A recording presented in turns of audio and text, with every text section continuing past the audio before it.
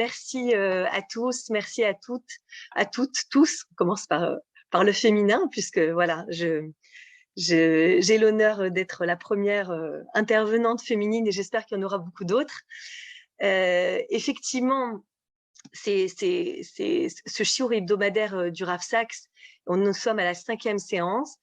Eh bien, je suis extrêmement réjouie, même très, très, très émue, parce que comme je l'ai dit, mais je le redis pour les personnes qui viennent pour la première fois, c'est un projet qui a germé en moi il y a quelques années, lorsque j'ai découvert le Rav Sacks. Et le Rav Sacks a été une véritable révélation pour moi, à tel point que je considère, et je le dis vraiment sans aucun lyrisme ou envolé lyrique ou spirituel, je considère le Rav Sacks comme étant mon maître. Voilà, pas simplement un maître impensé, mais véritablement un maître à vivre. Et c'est un homme, c'est un Rav et un homme, mais qui incarne pour moi tout ce que le juif a donné au monde, et dont l'identité et dont les actions et dont les œuvres sont tellement denses. C'était quelqu'un qui a plusieurs visages, c'est vraiment une œuvre à la fois polymorphe et en même temps unique, en ce sens que les idées du Rav Sacks, on les retrouve dans chacun de ses livres. On sait reconnaître le langage du Rav Sacks, les écrits du Rav Sacks.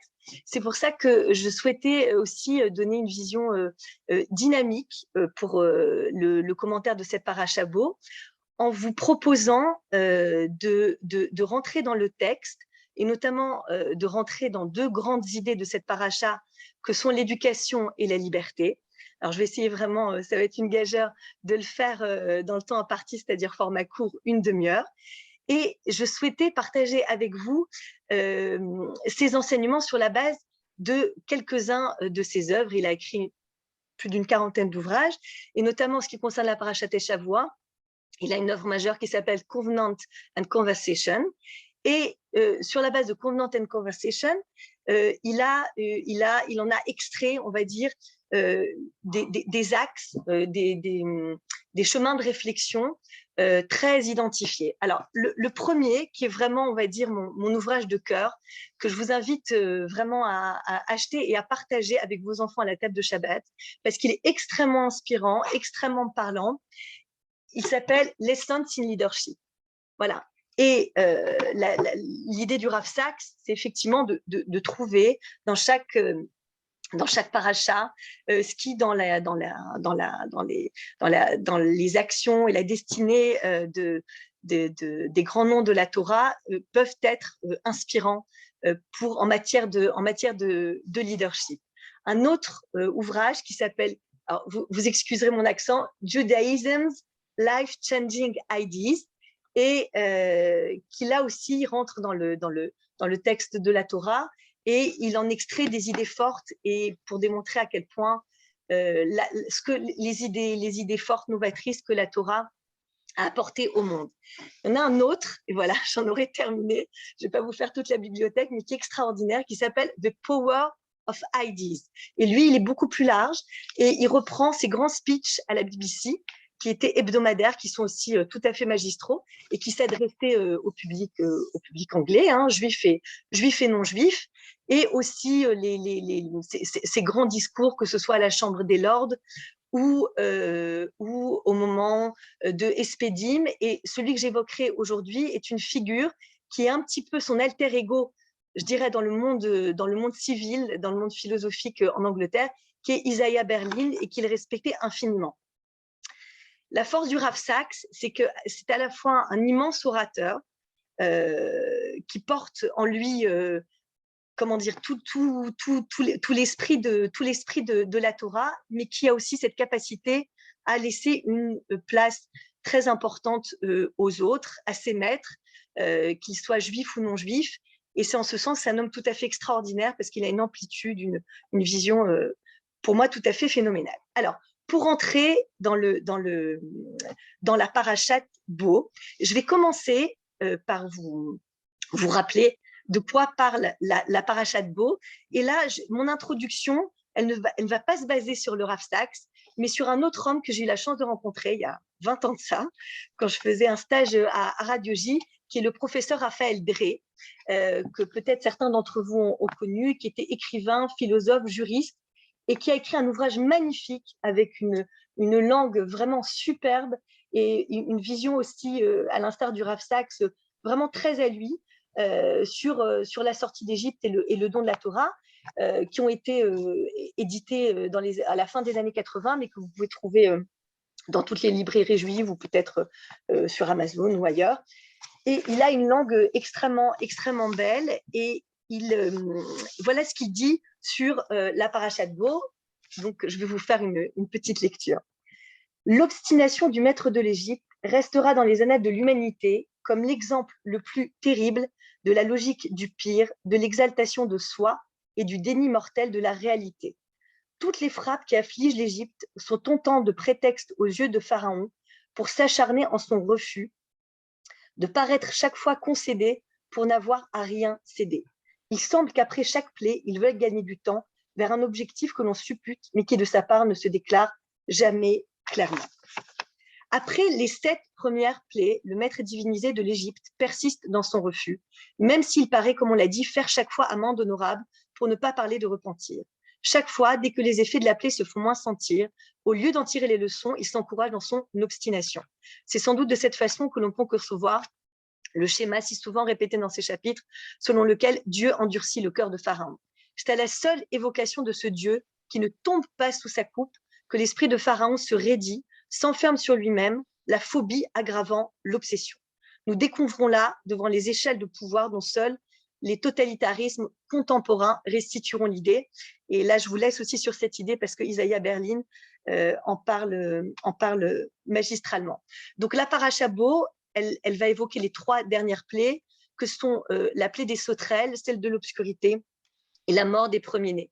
Et il y a une véritable césure dans la Parashat Bo. Vous avez le contexte qui est encore celui de l'esclavage, avec les 3 dernières plaies, et vous avez les prémices de la liberté. Dans l'attente de la plaie fatidique, ça c'est le professeur Drey qui parle, les mitrelles doivent se tenir prêts pour le départ, non sans avoir fait mémoire de tous ces événements, plus tragiques les uns que les autres. Si les pharaons étaient tentés d'en effacer les moindres traces, celles-ci se retrouveraient transportées dans la liturgie pascale avec ses 4 symboles essentiels, ces 4 inducteurs de questions, lesquels impliquent d'ores et déjà une complète liberté de parole, la coupe de vin, la matzah, les herbes amères et l'agneau du sacrifice. C'est également en terre d'Égypte que sont déterminés les cadres mentaux du peuple nouveau-né, son calendrier, ses institutions fondamentales, notamment celle du loi non discriminatoire pour l'ancien esclave libéré, l'Ezrach, et l'étranger, le guerre, sans pour autant confondre les croyances et les cultures. On ne changera pas la boue des champs de corvée pour celle de rituels et de liturgie devenus indiscernables. Ce n'est pas en se dissolvant que l'on accède à l'universel, mais comme on l'a dit aussi, après que l'Égypte a été frappée dans ses premiers-nés, en souvenir desquels toutes les règles bibliques de la dévolution des aînés à l'Éternel trouvent sa cause, il ne faut pas imaginer le pharaon rendu. Et là, donc, le professeur Drey parle de la configuration de l'ultime bataille qu'on retrouvera dans la paracha Béchalar. Et il conclut en disant toutes les mitzvot qui essaiment la deuxième partie de la parashat Bo, et particulièrement celles qui concernent le Korban Pessah, seront comprises selon cette perspective à partir d'un temps, et c'est très beau le terme qu'il emploie, qui se remembre, et de corps jusque-là pulvérisés, qui se rejoignent en plein clarté de l'esprit, sachant que l'histoire est également redevenue printanière. Alors voilà pour l'introduction, en tout cas pour le contexte de la parashat Bo. Alors, je vais démarrer en prenant donc pour appui le premier livre, les Sons in Leadership. Et là, le Rav Sachs, en fait, mon idée était la suivante, c'était de vous montrer comment, en partant d'un même texte, le Rav Sachs est capable de prendre le texte et de nous transmettre des idées d'une immense puissance et qui sont extrêmement inspirants. Donc, concernant la Parashat Bo, concernant les Sons in Leadership, il parle de Far Horizon, l'horizon lointain. Et il pose une question, alors c'est ça qui est très intéressant, c'est que ce soit dans ses speeches ou que ce soit dans ses écrits, le Rav Sachs interpelle. Et il interpelle en ramenant beaucoup d'exemples historiques, parce que c'était aussi un grand historien, un grand philosophe, mais aussi en interpellant son lecteur et en lui demandant de rentrer avec lui, littéralement, dans le texte et en l'invitant à se poser des questions. Il commence son shiur dans les Saints Leadership sur la parashat Bo de cette manière-là. Il dit qu'il y a une notion unique de leadership dans la parashat Bo. Et quelle est-elle? Il dit souvent, il demande, quand il face à un public, d'essayer de creuser un sentiment à partir d'une expérience. Et il invite les gens à s'imaginer en tant que leader d'un peuple qui a beaucoup souffert pendant un exil de plus de 200 ans et qui a vécu de manière tout à fait extraordinaire et miraculeuse donc toute une série d'événements donc qui sont des miracles, les 10 plaies. Il assemble ce peuple-là, il doit s'adresser à eux. Et le Rav Saks demande quel serait votre discours? Qu'est-ce que vous diriez à ces gens-là? De quoi parleriez-vous? Et l'histoire nous dit, à tous les moments de l'histoire, lorsque vous avez eu des leaders qui se sont adressés à des peuples qui étaient auparavant opprimés ou en esclavage, eh bien, on mettait toujours en avant cette fameuse notion de liberté. Notamment, on se dit que Moshe, même si ça apparaît aussi dans le texte, aurait pu haranguer le peuple en lui disant « vous allez aller vers une terre où coule le lait et le miel, vous êtes enfin libre », ou à l'image, par exemple, ce que dit le Rav Saks d'un Nelson Mandela, qui parle du long chemin vers la liberté, ou le fameux discours de Gettysburg de Abraham Lincoln, lorsqu'il a invoqué la mémoire d'une nouvelle nation qui concevait enfin cette notion de liberté. Et en fait, guidé par Dieu, Moshe ne va pas du tout s'adresser au Bnei Israël de cette manière-là, et c'est ce qui va faire de lui un leader unique. Et le Rav Saks dit qu'il va s'adresser à eux de manière absolument contre-intuitive et à 3 reprises. Alors là, je vais partager mon écran. Tac, voilà. Et là, on va rentrer dans les psukim. Donc, est-ce que vous voyez bien l'écran partagé, Ilan? C'est très bien. D'accord, très bien. Donc, le premier pasouk dans le Sefer Shemot, dans cette parasha Bo, c'est au Perek Yudbet, les psukim 26 à 27. Ve'aya ki omru alechem benechem ma avoda azot lachem. Alors quand vos enfants vous demanderont que signifie pour vous ce rite, et pasouk 27, ve'amartem zevar pesach ou lachem asher pasach al bate bnei Israël b'Mitzrayim benakfo et Mitzrayim ve'et batenu itzil vaïkod ha'am vaïshtachavu. Et vous répondrez, c'est le sacrifice de la Pâque en l'honneur de l'Éternel qui épargna les demeures des Israélites en Égypte alors qu'il frappa les Égyptiens et voulut préserver nos familles, et le peuple vaïkod, le peuple s'inclina et tous se prosternèrent. Et Rashi, quel mot va intéresser Rashi dans ce pasouk? C'est le terme vaïkod ha'am. Le peuple va se prosterner. Et que nous dit Rashi? Pourquoi le peuple se prosterne-t-il? Et Rashi dit, le peuple s'est prosterné pour 3 raisons. Al-Besurat Ageoula, Al-Besurat Ageoula, en reconnaissance pour l'annonce de la délivrance, ou Viyat Haaretz et l'entrée dans la terre d'Israël, et là je l'ai mis en gros et en bleu, ou Besurat Abanim, et pour la promesse de la naissance d'enfants. Et ce que nous dit le Rav Saks, c'est que ce que nous dit Rashi, c'est que l'annonce de la délivrance, la sortie d'Égypte, ou l'entrée en Eretz Israël, ne vaut que parce qu'il y aura la promesse de la naissance d'enfants. Et que ce troisième, pas critère, mais cette troisième raison qui fait que le peuple se prosterne, est en fait la raison initiale sous-jacente qui va donner sens véritablement à la Yetziat Mitzrayim et à l'entrée en terre d'Israël.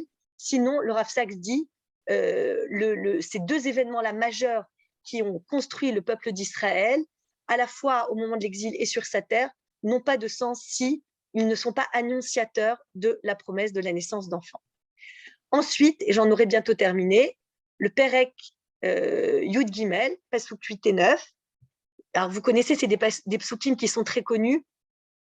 Veigata levincha bayom haou lemor, et tu donneras alors cette explication à ton fils. Ba'avourze asa Hashem li betzeti mi Mitzrayim. C'est dans cette vue que l'Éternel a agi en ma faveur quand je sortais d'Égypte. Et Pasuk 9, Pasuk Tet, Va'aya lecha leot al yadecha, ou les ikaron ben enecha. Et là, on parle des téphilines, et tu porteras comme symbole sur ton bras et comme mémorial entre tes yeux, les ma'an tié Torah Hashem, afin que la Torah d'Hachem, beficha, reste dans ta bouche, qui beyat chazaka, parce que c'est d'un bras puissant, otiacha Hashem et Mitzrayim, que Dieu t'a fait sortir d'Égypte. Et là, on parle donc des enfants qui vont interpeller leurs parents. Et enfin, dernier pasouk, toujours dans le Perek Yud Gimel, le pasouk 14, Ve'aya ki ishalcha binecha. Et lorsque ton fils un jour te questionnera en disant les morts mazot, qu'est-ce que c'est que cela? Va Martha elav, et tu lui diras, Bechosek yad, d'une main toute puissante, Otianu Hashem et Mitzrayim, Hashem nous a fait sortir d'Égypte, mi bet avadim, de la maison de l'esclavage.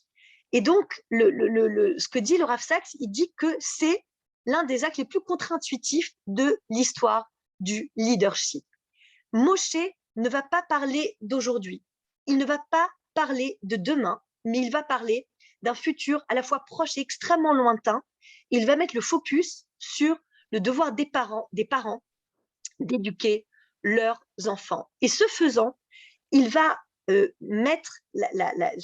va introduire cette graine-là dans le cœur, dans le corps et dans la neshama de chaque juif qui doit, donc c'est une mitzvah, d'encourager ses enfants à poser ces questions, et tout l'héritage juif se situe là.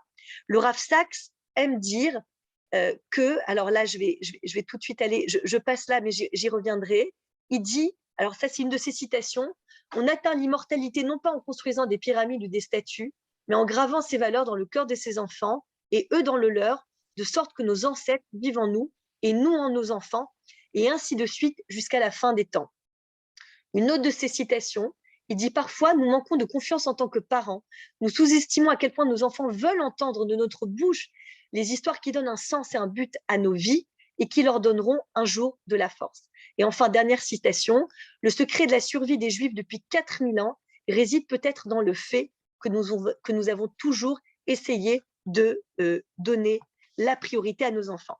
Et le Rav Saks dit que, précisément, lorsque les Égyptiens, eux, construisent des pyramides, les Grecs construisent le Parthénon, les Romains construisent le Colisée, les Juifs, eux, ont toujours eu à cœur de construire des écoles et de maintenir cette éducation envers et contre tout. La fête de Hanouka, qui veut dire inauguration, et elle vient aussi du mot chinuch, éducation, puisqu'on sait qu'en cette période-là et dans tant d'autres, il y a eu toujours cette volonté d'instruire et de transmettre. D'ailleurs, il y a un psychologue juif très connu qui s'appelle Viktor Frankl, qui est passé par les camps, et je ne vais pas trop m'étendre là-dessus, mais il en parle beaucoup et il le considère aussi comme un de ses maîtres. Et Viktor Frankl rappelle souvent l'histoire de ces historiens dont vous devez connaître peut-être l'histoire, oh là là, excusez-moi, je suis un peu fatiguée, de ces historiens qui étaient menés par un homme qui s'appelait Emmanuel Ringelbaum et qui avait fait un réseau au sein du ghetto de Varsovie qui s'appelait Oneg Shabbat. Et ce réseau-là consignait dans des bouteilles de lait qui étaient enterrées en dessous du ghetto de Varsovie, toute l'histoire du ghetto de Varsovie, et qui ont été retrouvées après la Shoah. Et le Rav Saks tient beaucoup à cette vision de la transmission et de l'éducation, même au sein de contextes extrêmement terribles pour le peuple juif. Le Rav Saks dit la chose suivante, pour terminer sur ce passage sur les saints leadership. Il dit, et je termine sur ce partage d'écran sur mon PDF, il rappelle notamment aussi un passouk de Michelet, les proverbes qui ont été écrits par Shlomo Ameler, Be'en chazon, ipara am veshomer Torah ashreu. Faute de révélation prophétique, le peuple s'abandonne au désordre, mais heureux s'il observe la loi. Et le Rav Saks est attentif à ce terme de chazon qu'on connaît, qui est connu dans la Haftara, qu'on lit Shabbat Chazon la veille de Tisha B'Av. Et il dit justement que la force du leader, c'est d'être un voyant, comme le sont les prophètes, et de se projeter, comme l'a initié Moshe Rabbeinu, en invitant le clan d'Israël non pas à réfléchir à un concept de liberté un peu évanouissant, mais à avoir une vision axée sur une véritable liberté qui est celle d'offrir à ses enfants leur histoire. Et il dit aussi pour lui qu'il y a deux grands leaders du XXe siècle qui l'ont beaucoup inspiré, qui sont Churchill et Ben Gurion, qui étaient aussi deux historiens distingués, parce qu'ils connaissaient le passé, ils pouvaient anticiper le futur. Ils étaient comme des maîtres d'échecs qui avaient étudié plusieurs compositions des jeux, qui avaient 4 coups d'avance et qui savaient reconnaître immédiatement les dangers, les possibilités dans chaque configuration. Il conclut donc dans l'essence du leadership en disant: si vous voulez être un grand leader dans n'importe quel domaine, de premier ministre au rôle de parent, il est essentiel de réfléchir sur le long terme, de ne pas choisir la voie la plus facile, l'immédiate satisfaction, parce que vous payerez un grand prix à la fin. Moshe était un très grand leader parce qu'il savait regarder plus loin plus que quiconque. Et il savait très bien que les plus grands changements dans le comportement humain est un travail qui se fait sur de multiples générations. C'est pour ça que la priorité, la plus grande priorité dans la tradition juive, c'est d'éduquer les enfants. Et là, il conclut en rappelant une phrase qui a été attribuée à Confucius, qui dit: si tu veux planter pour une année, plante du riz. Si tu veux planter pour 10 ans, plante un arbre. Et si tu veux planter pour la postérité, éduque un enfant. Le Rav Saks dit: Moshe a compris cette leçon 33 siècles avant, et c'est toujours d'actualité. Alors, pour donner un peu de corps et de voix à ces propos du Rav Saks, je souhaitais vous le faire entendre. Alors, je traduirai très rapidement pour ceux qui ne comprennent pas forcément parfaitement l'anglais, mais il a un anglais tellement communicatif que il me semblait important que vous l'écoutiez. Justement, il a fait 13 vidéos sur le rôle de parent et ça dure 2 petites minutes. Je vous laisse l'écouter. Alors attends, Judith, il y a un petit souci parce que le son, ça passe pas comme ça sur Zoom. D'accord. Il y a une manipulation à faire. Alors, si c'est compliqué, j'insiste pas, Ilan, mais si c'est possible, j'en Attends serais une très seconde, contente. je vais essayer parce que.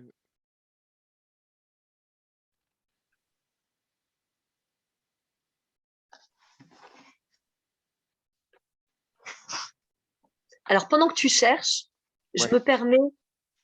C'est bon? Tu as Non, trouvé? vas-y, je cherche en même temps. Je te dirai quand c'est D'accord, bon. d'accord, très bien.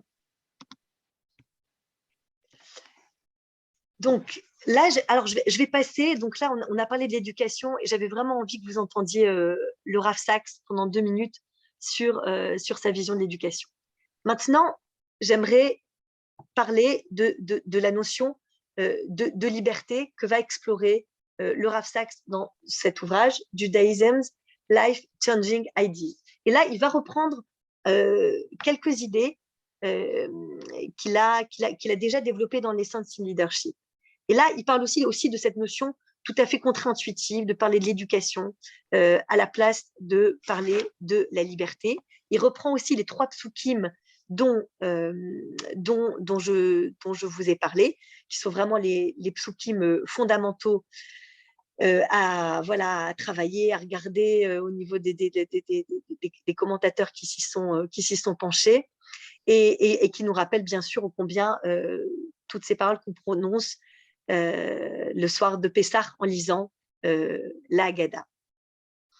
Alors, lui, dans Judaism's Life Changing Ideas, il pose cette question, il dit: pourquoi est-ce que c'était si important pour Moshe Rabbeinu, dans ce moment intense de rédemption, de parler de l'éducation plutôt que de la liberté? Et le Rav Saks dit: parce que la liberté, c'est le travail d'une nation. et qu'une nation a besoin d'identité, et que l'identité a besoin d'une mémoire, et que la mémoire est encodée et inclue dans les histoires que nous racontons. Sans narration, il n'y a pas de mémoire, et sans mémoire, il n'y a pas d'identité. Le lien le plus fort entre les générations est celui qui se tisse au niveau de l'histoire que l'on raconte de génération en génération. Et cette histoire, elle dit quoi? Et comme on l'a lu dans les psukim, c'est qui je suis, pourquoi est-ce que je suis là, comment est-ce que je dois vivre.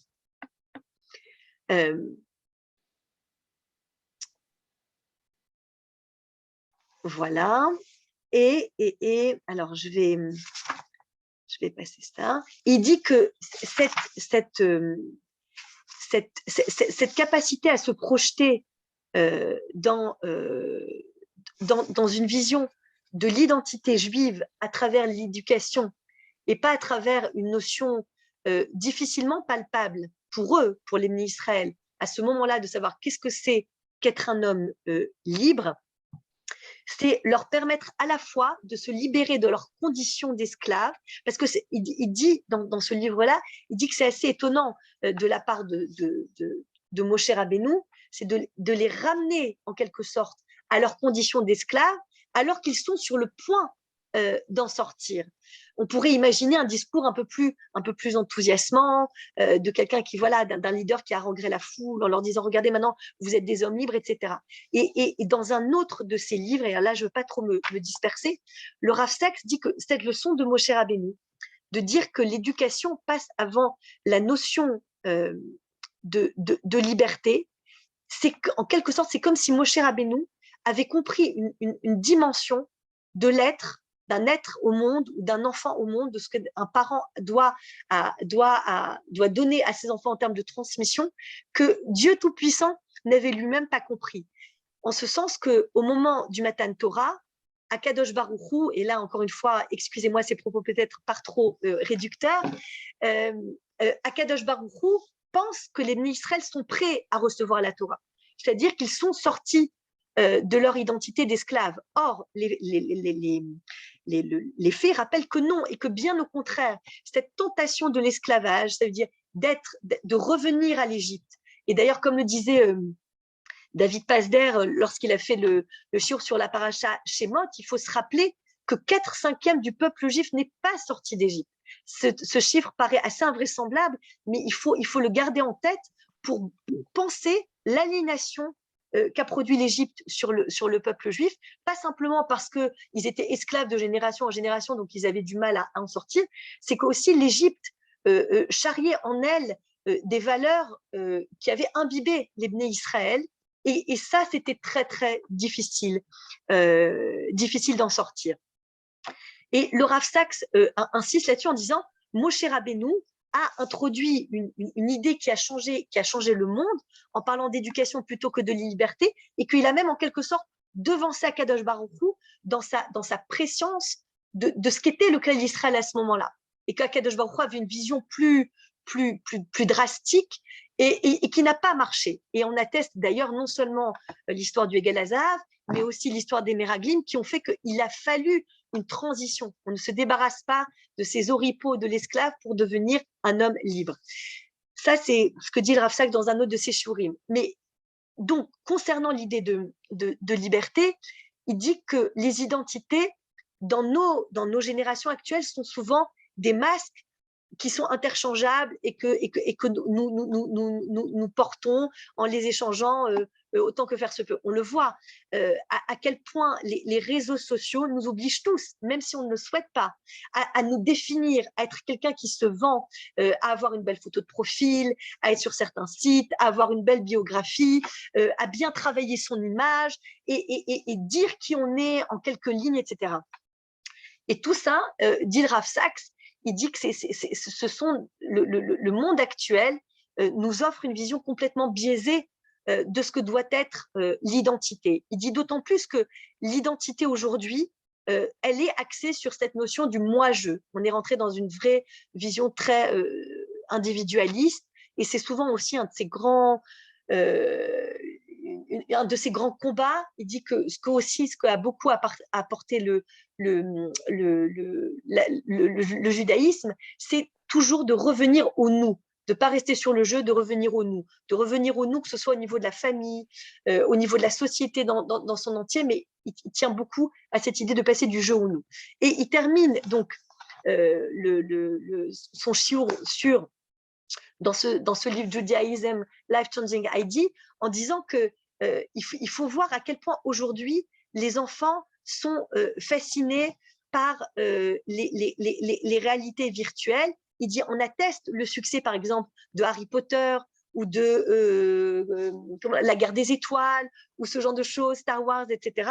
Tous ces films-là, toutes ces fictions et fantaisies qui attirent considérablement les jeunes.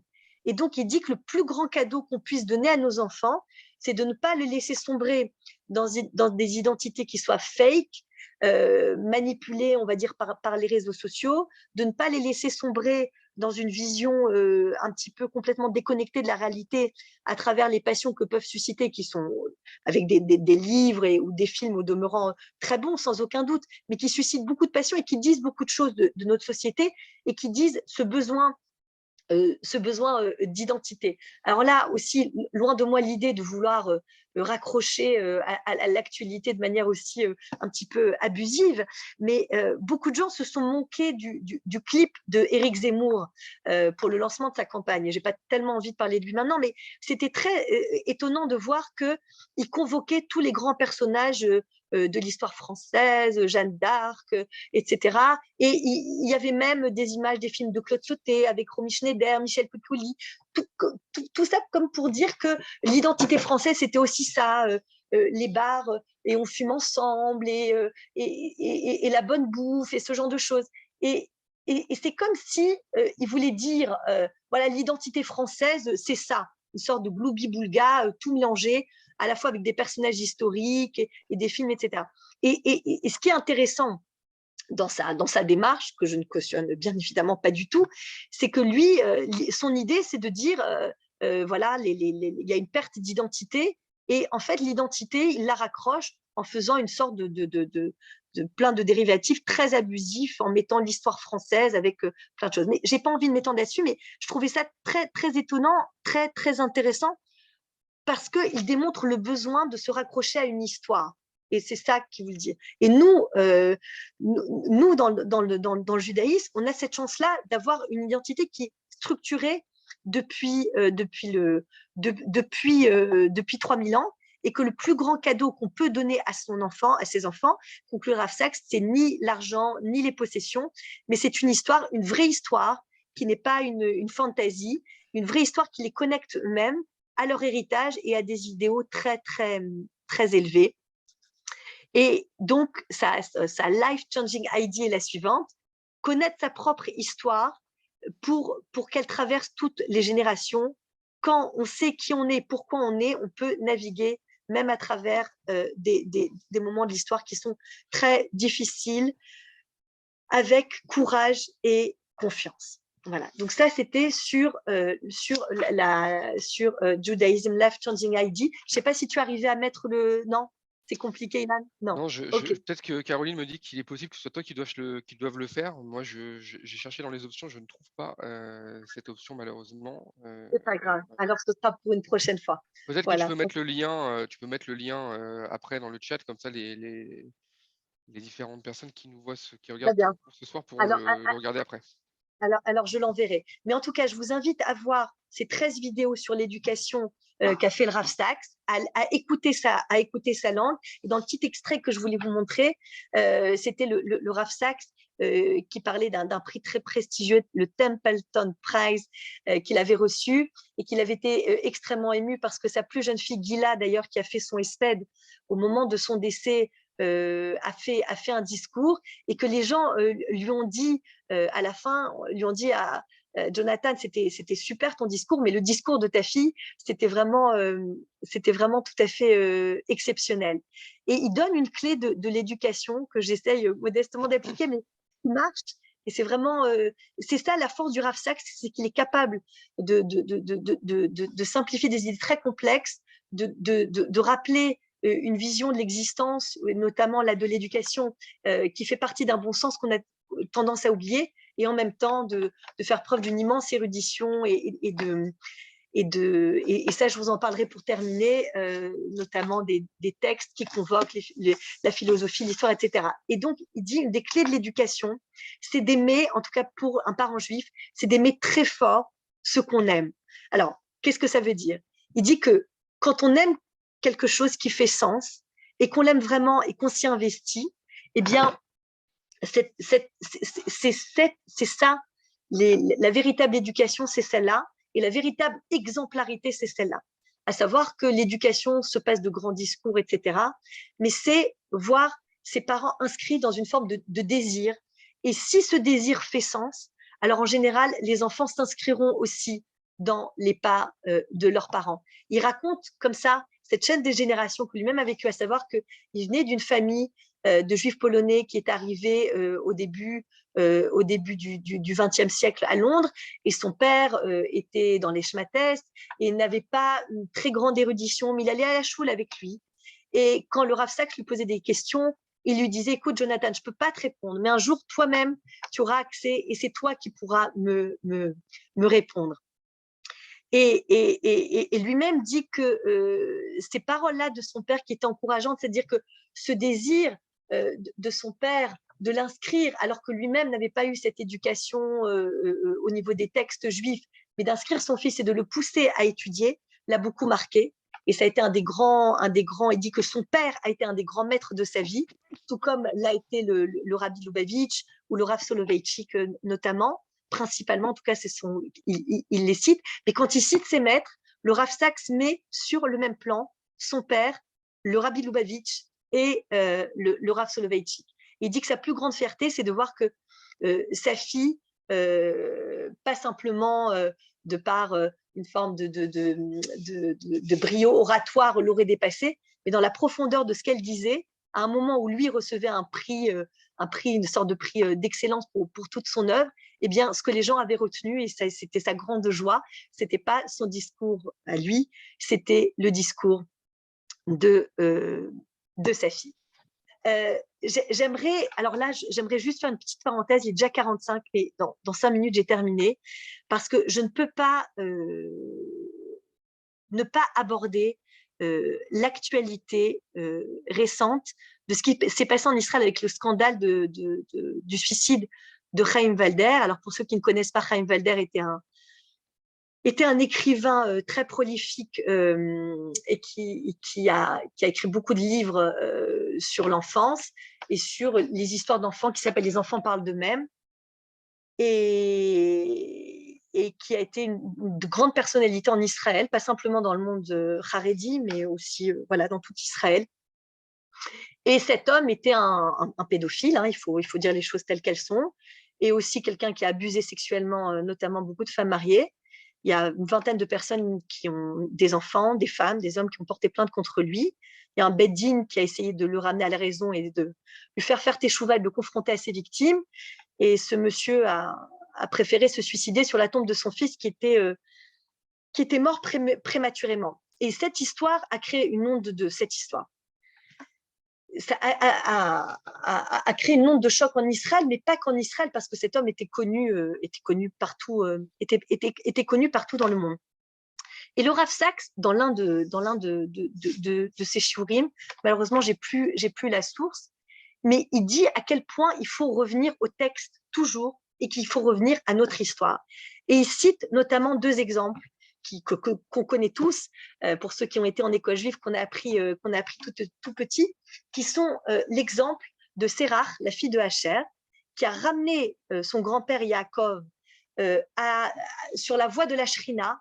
Yaakov qui avait perdu, qui ne savait pas ce qu'était devenu Yosef, et on dit qu'au moment de la vente de Yosef, on connaît tous l'histoire, ses frères lui ont dit Yosef a été tué, mais c'était un meurtre sans corps. Je veux dire, il n'y avait pas de corps identifié. Et d'ailleurs, comment dire, on retrouve ça aussi en droit français. On a eu d'ailleurs des dossiers au cabinet de cet ordre-là, et c'est très, très difficile quand les gens ne savent pas ce qu'est devenu un parent, un enfant, un proche. Et Et Sérach, elle jouait à son grand-père.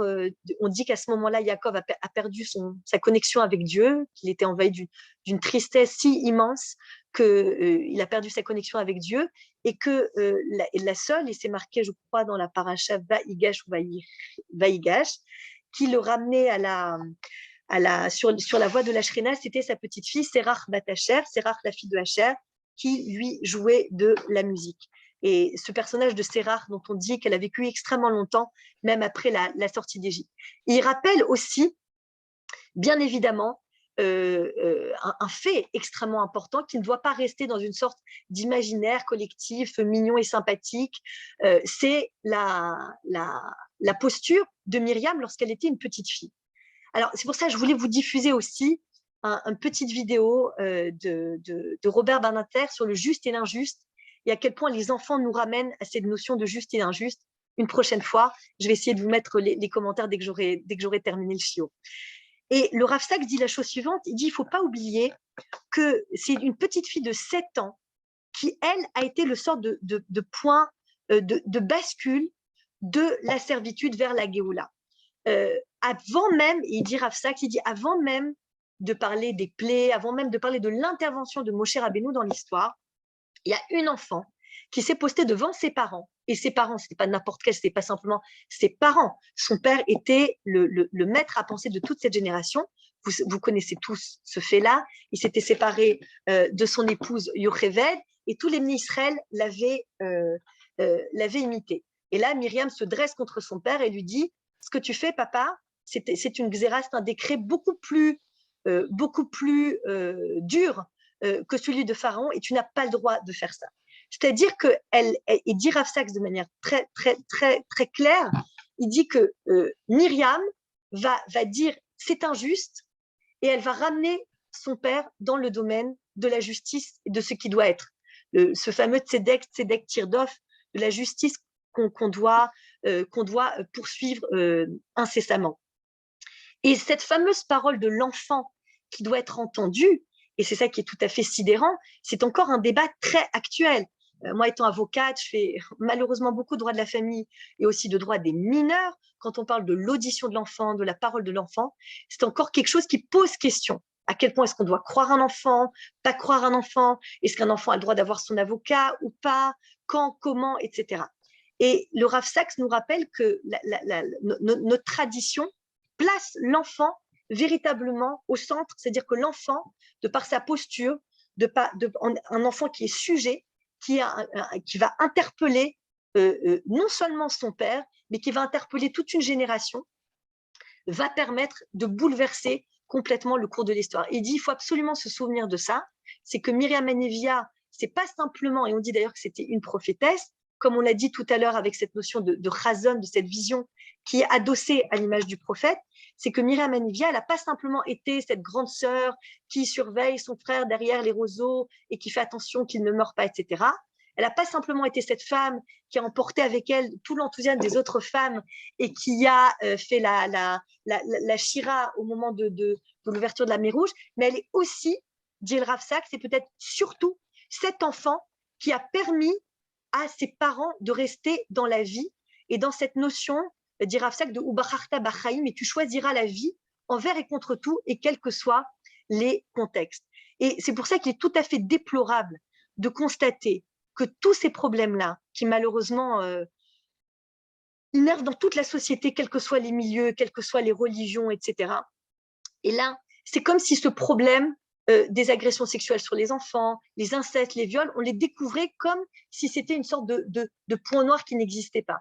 Et de mon point de vue, je pense qu'on a oublié de rappeler notamment aux enfants l'importance de cette parole agissante dont ils doivent s'emparer. Et c'est ce que dit le Rav Saks, notamment dans les Saints in Leadership. Il dit qu'un vrai leader, c'est un homme qui va créer d'autres leaders derrière lui.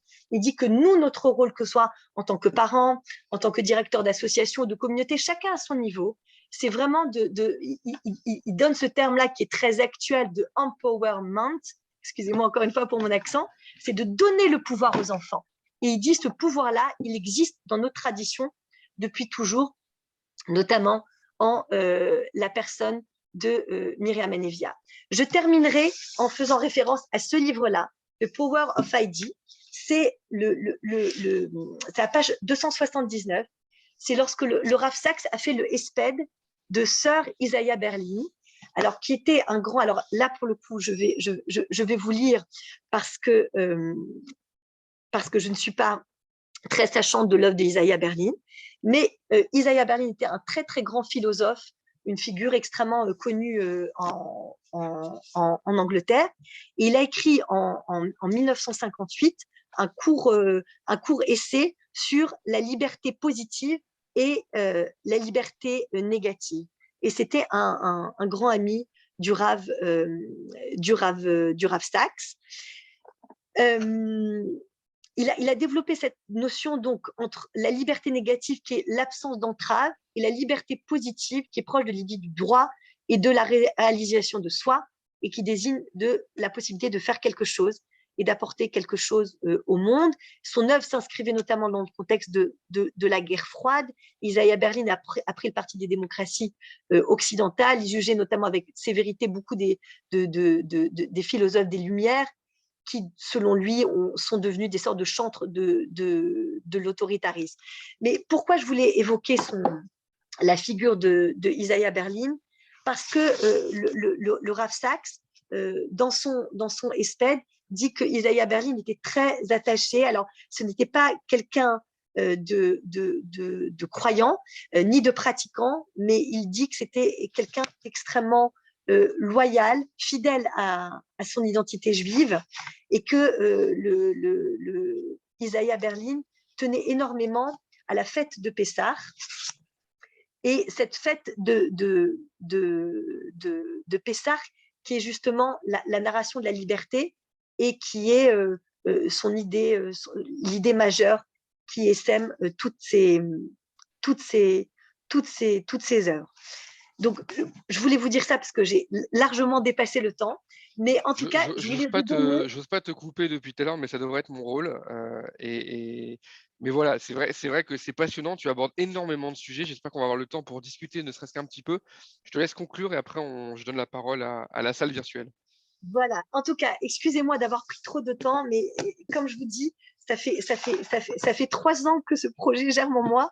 Et là, mon enthousiasme déborde. Et je voulais profiter justement de cette vision sur la Parachabot en vous faisant découvrir quelques œuvres du Rav Sachs. J'espère vous avoir donné envie de les découvrir. Ce dernier que j'ai à peine esquissé parce que vous parlez de la liberté selon Isaiah Berlin, je ne suis pas du tout à même de vous faire un cours de philosophie. Mais ce qui est extraordinaire, c'est que le Rav Sachs, même quand il aborde des personnages qui ont produit des œuvres complexes, il arrive à vous rendre ça infiniment lisible et passionnant.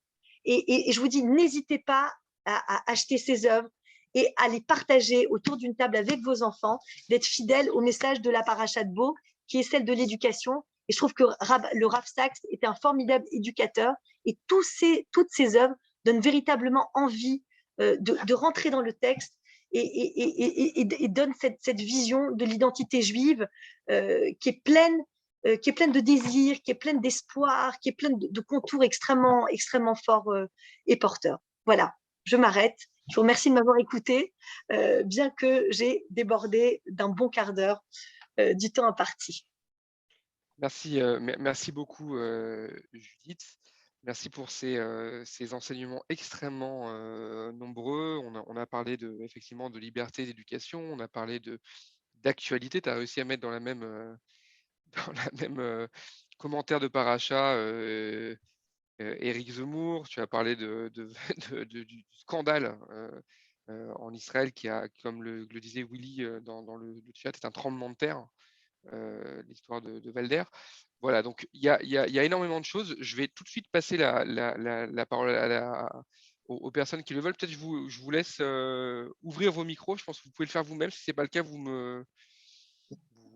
vous le dites dans le chat et je vous ouvrirai tous les. Si j'ouvre tous les micros, j'ai peur que ça parte dans tous les sens. On peut essayer. À la limite.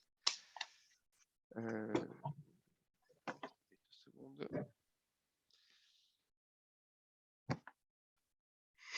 Je permets en fait, voilà, vous pouvez réactiver vos micros déjà. pour ceux qui le veulent, et poser des questions à Judith, si vous le voulez. Ou des commentaires, hein, c'est même pas des questions, ça peut être des commentaires. Merci Judith de nous faire partager ton enthousiasme pour le Rav Saks, même si le public est déjà en partie largement acquis, me semble-t-il. Je voulais également te remercier d'avoir évoqué la mémoire de Raphaël Drey, avec qui j'ai eu le bonheur de pouvoir étudier à un moment dans ma vie, qui était vraiment un type extraordinaire et qui nous manque infiniment. Je te remercie.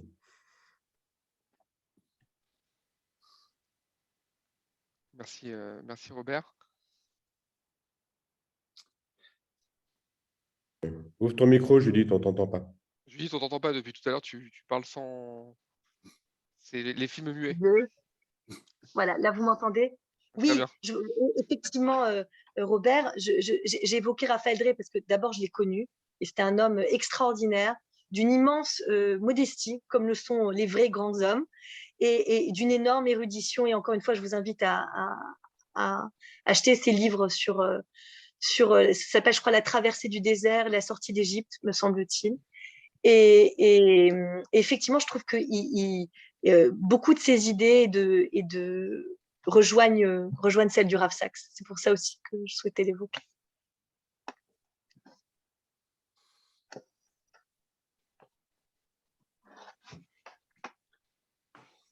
Norbert, oui. Oui, Judith, merci.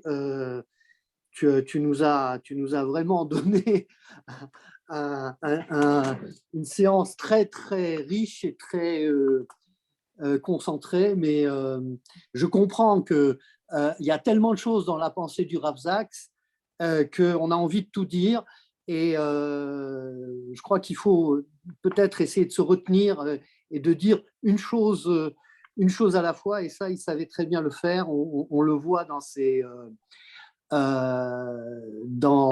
ses divrei Torah qui sont publiés. Chaque année, il trouvait un autre angle pour commenter la même paracha, même si effectivement il y a des thèmes qui reviennent souvent, et le thème de l'éducation est un thème absolument central, je voulais dire, non seulement dans sa pensée, mais aussi dans son action, parce que lors de son rabbinat en Angleterre, il a fait énormément pour le développement des écoles juives, et ça a été un des axes fondamentaux de son action, et ça s'est ressenti non seulement dans le discours et dans les idées, mais ça s'est concrétisé sur le terrain. Donc ça illustre bien la puissance des idées qui se réalisent. Je voulais juste ajouter quelques petites citations parce qu'il avait effectivement le sens de la formule.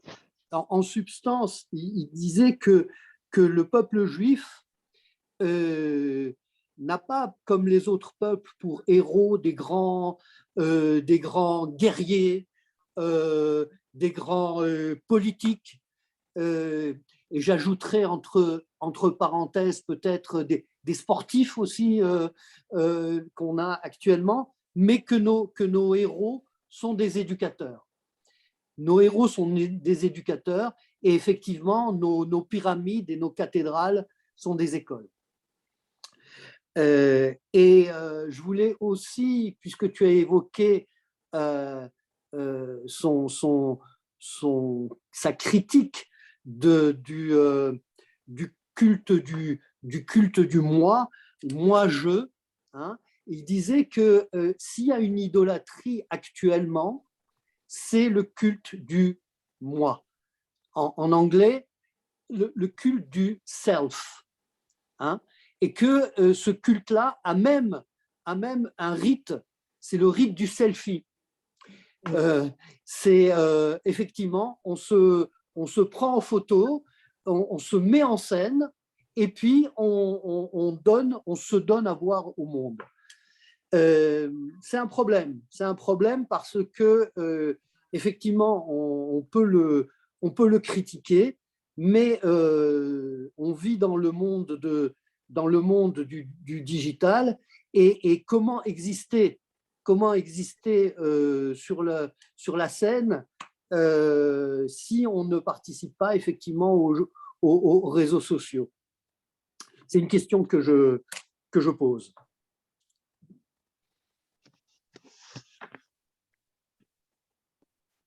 Judith, est-ce que tu veux réagir?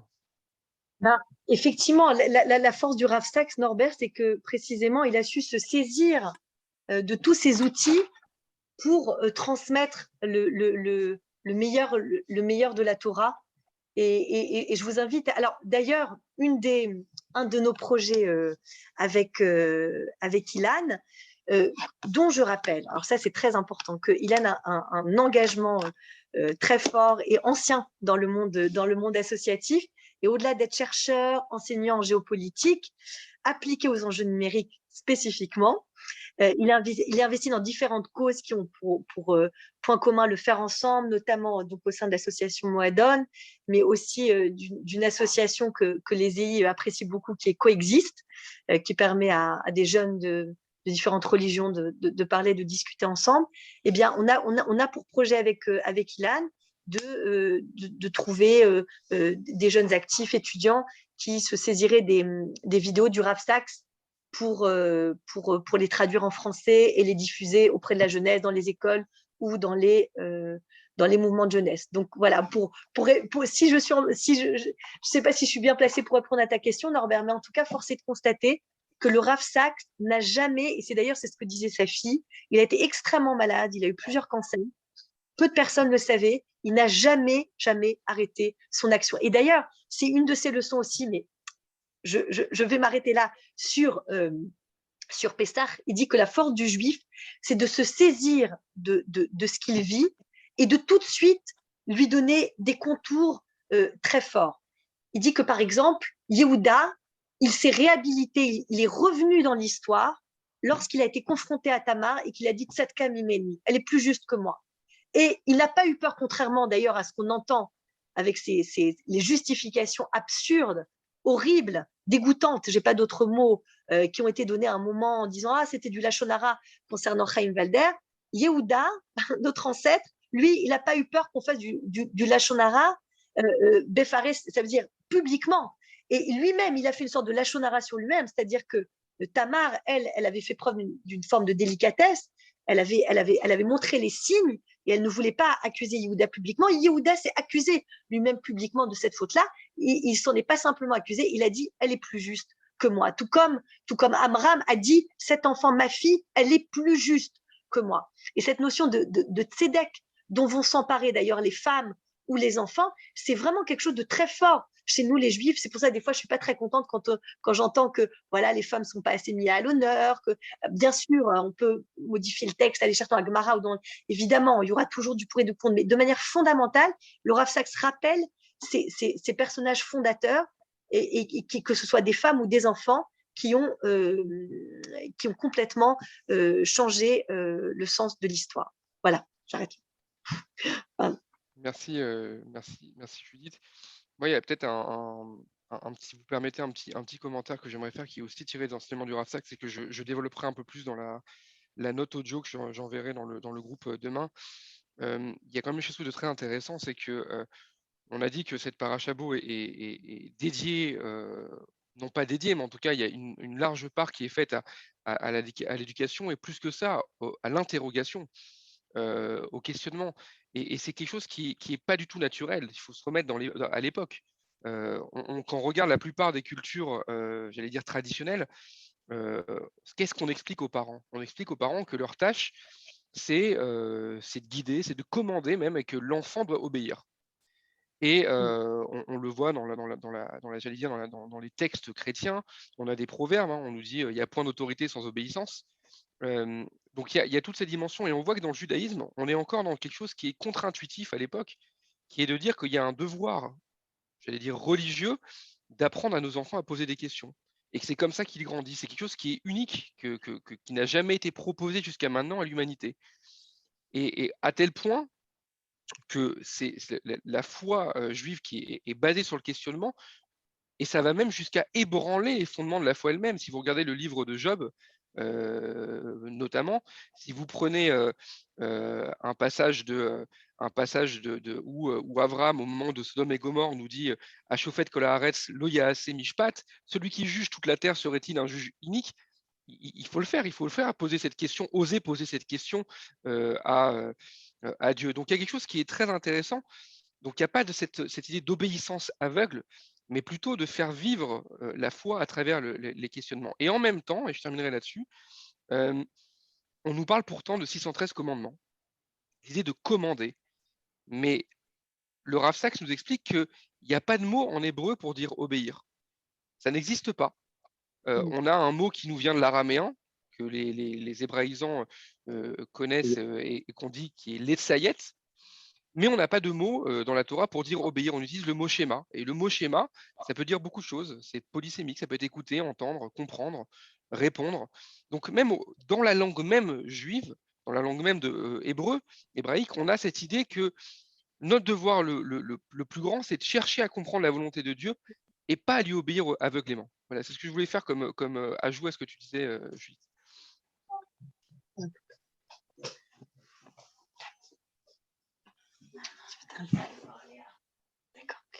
Est-ce qu'il y a encore un commentaire? Après, on va peut-être s'arrêter là. Je reviendrai sur. Je vois que c'est quasiment l'heure parce que je vois la fille de Judith qui apparaît à l'écran. Voilà, Ça veut dire que ça sonne la fin de la récréation. Donc, si vous avez encore peut-être une ou deux personnes qui veulent peut-être réagir aux différentes thématiques qui ont été abordées ce soir, avec plaisir. Et peut-être que je reviendrai à un autre moment, peut-être la semaine prochaine. Ça va être assez long là maintenant le cours. Je reviendrai la semaine prochaine sur la structuration des pôles et j'expliquerai un petit peu ce qu'il en est. Est-ce qu'il y a encore une ou deux personnes qui veulent prendre la parole?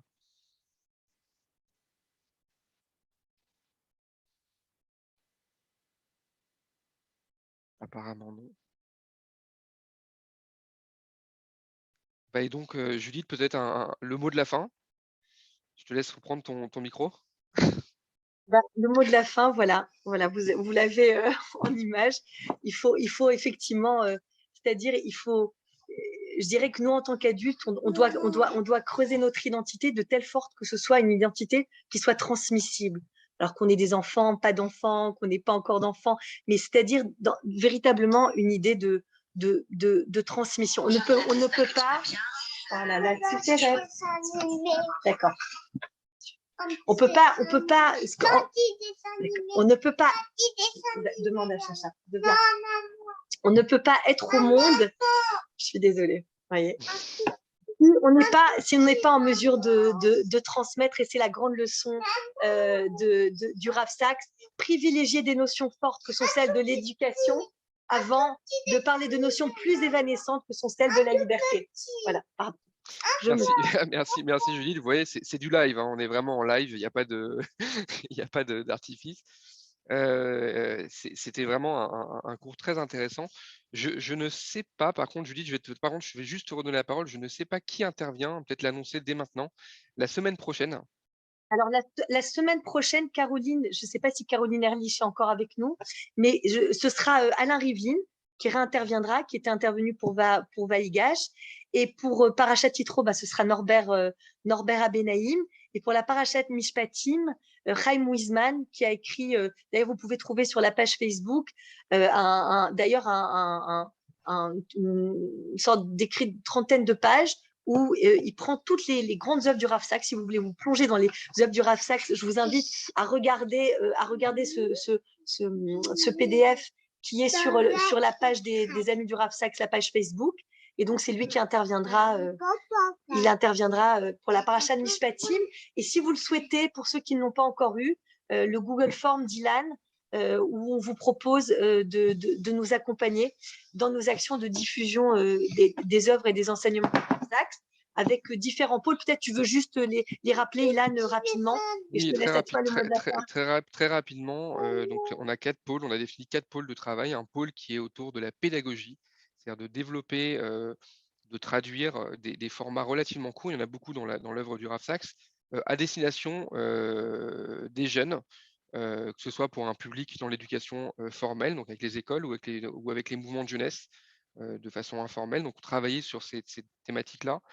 On a pour le moment 4 personnes qui ont signifié leur intérêt pour ce pôle. On a un deuxième pôle qui va être le pôle événement.